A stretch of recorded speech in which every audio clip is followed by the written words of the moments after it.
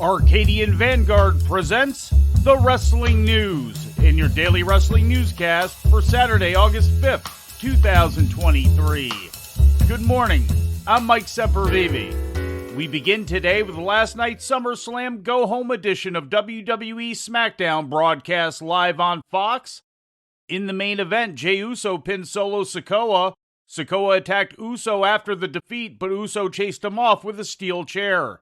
Earlier in the show, Uso had confronted Sikoa and Paul Heyman during an in-ring promo segment centered around Uso's Tribal Warfare match tonight against WWE Universal Champion Roman Reigns at SummerSlam.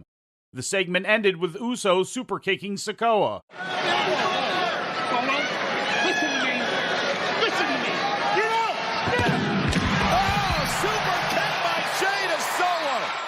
In a non-title bout, United States champion Austin Theory pinned Cameron Grimes. After the match, Santos Escobar, Theory's opponent at SummerSlam, laid him out. And what a performance by Grimes tonight. Meanwhile, Santos Escobar with a little revenge on his mind. Phantom's rival. And if he hits that next week, we're going to have a new United States champion.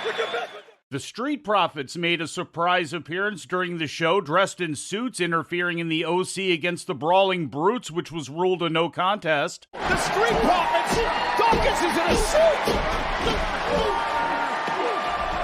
And now going after the OC!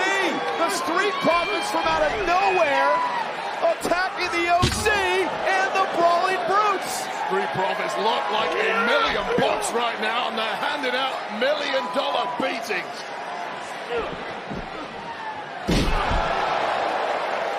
The exclamation point by Dawkins. The Street Profits were congratulated afterwards for their efforts by Bobby Lashley.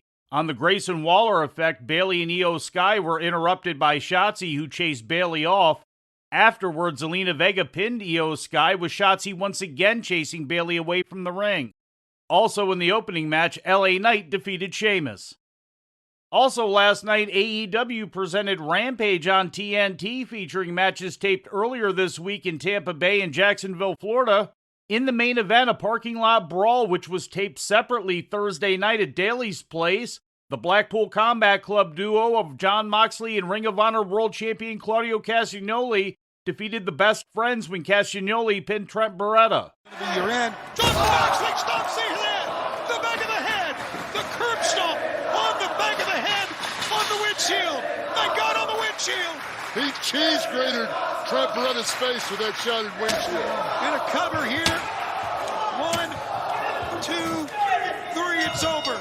The no disqualification match also saw interference from Orange Cassidy as well as the BCC's Wheeler Yuta.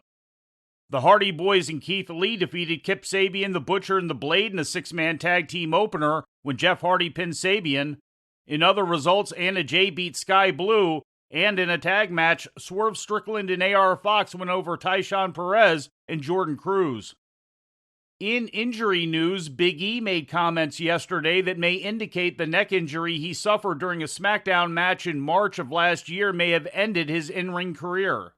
While being interviewed by Nick Hausman of House of Wrestling, Big E stated that doctors have advised him to never wrestle again, that he isn't sure what the future holds for him, but that he wants to live a long, happy, pain-free life.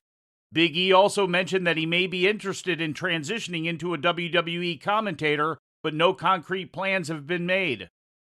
The former WWE World Champion sustained a fractured C1 and C6 vertebrae while taking a belly-to-belly suplex outside the ring from Rich Holland during a tag team match pitting the New Day against the Brawling Brutes. And in other WWE news, Robert Roode worked backstage at SmackDown last night as a road agent, according to a report from PW Insider.